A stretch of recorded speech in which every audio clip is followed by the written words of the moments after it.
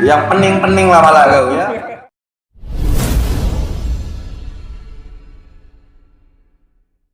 Jadi malam ini kita untuk minggu ini kita jalan-jalan. Terus praktek survival. Khusus malam ini kita ngobrol receh, oke. Ya. Jadi pembahasannya tentang ini. Ini kan lagi terapkan new normal atau ya minimal physical distancing kan, pembatasan fisik. Jadi gimana tanggapan senior nih, Herman sang bocah alas dan Abah Dian Kompas. Jadi tentang bagaimana berkegiatan tapi tetap harus menjalankan new normal. Kita ini kan penggila atau penggiat kegiatan di outdoor gitu kan, di alam bebas. Gimana pendapatnya? Dari Bang Herman loh.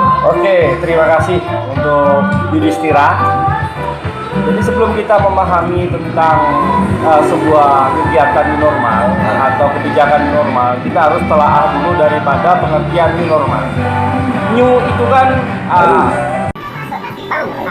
ini mungkin produk baru setelah era. Ya, cerita kami di mana new era itu adalah sebuah produk baru dan sedang. Mungkin zaman era. Mungkin seperti itu.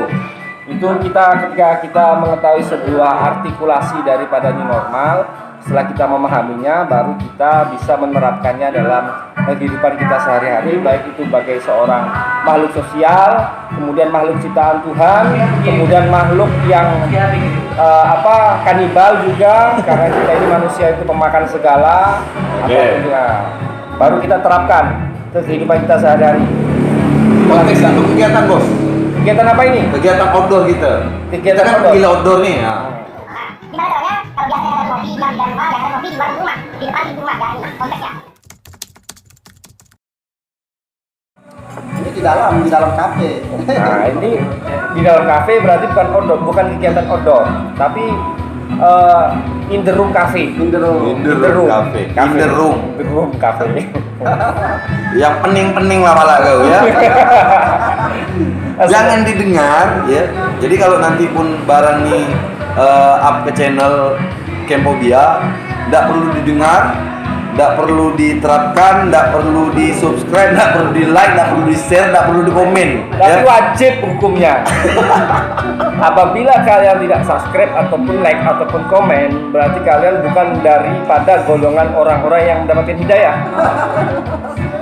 Itu berdasarkan hadis keluaran terbaru dari Abadiyah. Habis keluaran tempat dari aja.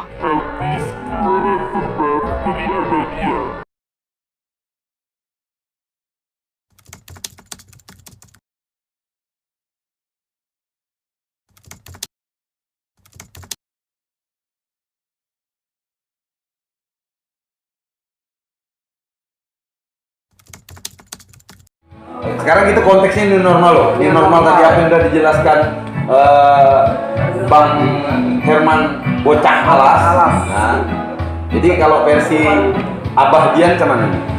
Saya setuju dengan pembahasan tadi masalah new itu baru, normal itu sesuatu yang biasa. Jadi kalau pemahaman saya sesuatu yang biasa sebenarnya, tidak ada yang spesial, hanya dibiasa-biasakan saja. Nah, jadi yang dimaksud dengan new normal di sini barangkali karena kita awalnya biasa tiba-tiba menghadapi suatu pandemi. Nah, jadi kita dibuat menjadi tidak biasa. Akhirnya kita dikembalikan lagi menjadi orang yang biasa. Nah, kalau misalnya di sebelum pandemi kita keluar seperti biasanya, ngopi di luar biasa-biasa saja. Nah, sekarang kita dikembalikan lagi ke seperti itu. Nah, jadi menurut saya yang namanya new normal, ya pembiasaan kembali lah intinya. Kalau bahasa kita itu, ya biasakan lagi. Oke, jadi intinya gini, apa yang udah bocah Allah sampaikan dan Abah Dian sampaikan, new normal itu konteksnya lebih kepada kemarin itu kita dikungkung dalam rumah, dibatasi kegiatan segala macam kan. Jadi karena udah lama kita nggak normal, new normal ini normal aja. Cuman karena baru habis yang kemarin, ya sekarang normal aja. Bahasanya itu kalau kata orang sini, ya jangan aja bang. Nah kan ya. Awas rokoknya nyentuh ke. Oh iya, nggak masalah. Ya, karena apa namanya konteksnya pembicaraan kita ini ngoceh, ngobrol receh. Jadi yang kita sampaikan nih receh, sekedar receh karena mengisi waktu kosong di masa new normal nih tadi. Jadi mending daripada ngomong berat, mending kita ngoceh-ngoceh. Satu yang pasti, jangan ikuti kami karena kami juga tersesat. Ya. Tapi di mana sebuah kesesatan itu akan menemukan sebuah keindahan. Iya. Tanpa tersesat kalian tidak akan menemukan sebuah keindahan. Siap. Seperti tersesat dalam hutan, dalam gunung, dalam bukit, dalam gua ataupun dalam gua. Nah, ketika Anda tersesat, disitulah Anda akan menemukan sebuah keindahan. Kembali lagi dalam konteks new normal, apakah kalian termasuk pendaki normal? Atau pendaki abnormal? Atau pendaki normal-normal saja? Atau pendaki paranormal? Kebiasaan mendaki dari sebuah kebiasaan atau pendakian itu dari sebuah hidup atau pendakian itu hanya sebatas hits atau sebatas tren yang biasa mendaki. Konteksnya berbeda di sini. Tanda kutip, kalian itu pendaki yang biasa mendaki, atau pendaki yang membiasakan diri, atau pendaki yang terbiasa dengan harus hits. Ingat 3 konteks alam itu yang harus dijunjung tinggi. nah ini pembahasan yang kemarin. Nah, jangan mengambil sesuatu selain gambar. Jangan meninggalkan sesuatu selain jejak. Jangan membunuh selain waktu. Boleh menjajah apa ya? Boleh menjajah istilah. Boleh menjajah. Alam bukan untuk dieksploitasi. Tanpa alam, manusia akan binasa. Tanpa manusia, alam baik-baik saja. Oke, jadi intinya gini. Siapapun yang berkegiatan di alam bebas, di hutan, di rimba, gunung, bukit, riam, air terjun, pantai, pulau, terserah. Itu mungkin stylemu, passionmu di situ. Tapi ingat, konteks semua itu ada yang disebut dengan yang namanya alam. Nah, alam ini sendiri satu, kita bagian dari alam, tapi kita tidak pernah yang di luar sana, yang kalian datangi tadi, pulau, bukit, gunung, segala macam, merusak kita. Nah, kalau bicara kita ngerusak diri kita, itu tanggung jawab kita. Tapi ketika seorang manusia ngerusak baik itu hutan, lingkungan, air, segala sesuatu yang sifatnya menjadi tanggung jawab manusia itu sendiri, berarti konteks PA-nya bukan ya? Bukan PA. Penikmat pun masih menikmati. Jadi kalau ketika hutan itu gundul kan, dia tidak menikmati lagi. Ketika air terjun tuh kering, dia tidak bisa nikmati lagi. Berarti memang bukan PA lah. PA itu kan 3, penikmat alam, penggiat alam, pecinta alam. Jadi kalau dia benar-benar tidak peduli dengan semua itu, berarti bukan bagian dari 3 nih. Mungkin lebih kepada pembasmi alam kemarin ya. Sultan dia aja lah. Nah, Jangan mengikuti tren atau mengikuti hits, karena setiap zaman, setiap waktu itu akan terjadi sebuah perubahan. Tapi gimana caranya ketika kalian membuat sebuah komunitas, membuat sebuah wadah, tempat itu bisa yang merubah, bukan kalian mengikuti. Karena semakin beranjaknya waktu, tren hits itu akan terus berkembang, akan terus berubah. Mungkin kedepannya mungkin tren hits akan berubah lagi mungkin. Tetapi gimana caranya kalian membuat sebuah wadah, tempat itu punya arti, punya tujuan, punya fokus yang jelas, menyusun sebuah struktur, kemudian menyusun sebuah garis pedoman yang harus dipahami, kemudian ditaati oleh setiap anggota komunitas itu sendiri. Bukan hanya sekedar mengikuti, hanya membuat, tapi mempertahankan eksistensinya itu akan lebih susah daripada kalian membuat hal baru. Itu akan lebih susah, bertahan akan lebih susah. Mencintai itu mudah, mempertahankannya itu susah. Abah, ada yang perlu disampaikan dari Abah? Kami ini mau membuat sebuah komunitas. komunitas kolam kopi. Ya. Kolam susu. Bukan kolam susu, kolam kopi. Komunitas pecinta alam mimpi. Ya, nanti yang register nanti di Klatsarnya dan lain sebagainya akan mendapatkan, ini juga alam bawah sadar namanya. Lebih enak mau dirusak pun nggak Ya, ganggu orang. komunitas pecinta alam mimpi. Itu juga alam bawah sadar, di mana nanti kalau ada anggota baru register nanti akan mendapatkan bantal guling. Kami briefing tutorial bagaimana caranya tidur yang baik dan benar Supaya dan dapat mimpi di alam. supaya dapat mimpi. Kemungkinan kalau bisa tembus 4 angka, nah itu rezeki dari Tuhan Yang Maha Esa. Endorse. Oh, mantap.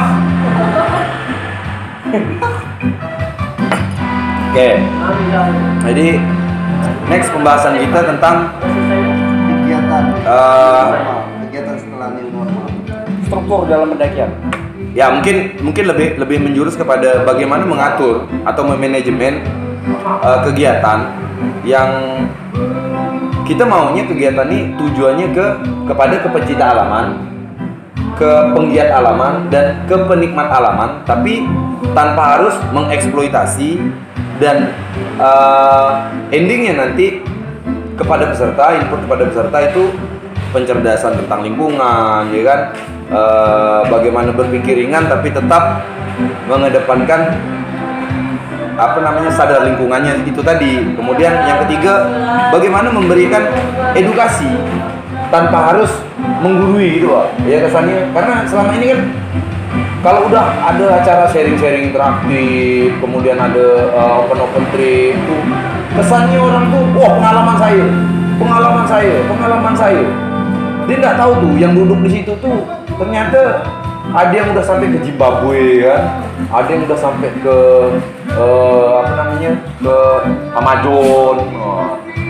Itu jadi intinya bagaimana kita mengedukasi tapi tanpa harus menggurui itu, Pak. Nah, jadi gimana kalau menurut Bocalas? Ya, sebenarnya karena kita ini ngoceh, obrolan receh. Jadi apapun yang dibahas itu walaupun receh tapi tetap ada harganya. Minimal ada nilainya. Sekecil apapun nominal itu. Ingat bos, tanpa uang receh 1 juta pun nggak cukup. Betul. Makanya sekecil apapun itu ambil hikmahnya. Walaupun kadang-kadang hikmah itu ada yang gemuk, ada yang kurus, ada yang tinggi, ada yang rendah, Ada yang keriting, ada yang ada yang putih, ada yang hitam. Keriting hitam. So, kapan-kapan kalau kita bertemu dengan 2 pentolan jamur kulit, Antar kuah. Kayak gini, biasa gini. Nanti nih Agi nih viral keke nih. kita akan memberikan sebuah memberikan ataupun diskusi ataupun tukar pendapat tentang pemikiran masing-masing, karena setiap manusia itu mempunyai pola pikir yang tidak sama, mempunyai konsep yang berbeda-beda, tapi intinya tetap Bhinneka Tunggal Ika. Oh iya, ini perlu ditegaskan dulu nih. Beliau nih punya pengaruh besar terhadap beberapa komunitas yang ada di satu wadah besar di Ketapang, PA di Ketapang. Udah ada satu komunitas yang terinspirasi lah dari beliau. Dulu ada kita tidak sebut merek lah, kita tit sedikit ya. Jadi ada yang namanya komunitas penting jomblo. Jadi nggak usah diediting nanti itunya, bagian titnya kita langsung sensor sendiri. Penting jomblo. Karena TTE bercita. oke, masa bodoh lah. Oke. Aku masa bodoh lah dengan action dengan monetize apa segala macamnya. Akhirnya karena dikritisi oleh beliau, berubah nama. Itu yang ngerasa semoga nanti dia nggak nonton, apalagi sampai subscribe, nggak perlu lah. Aku nggak perlu subscribe dari orang-orang. Cukup di sini ladang kami buat ngoceh.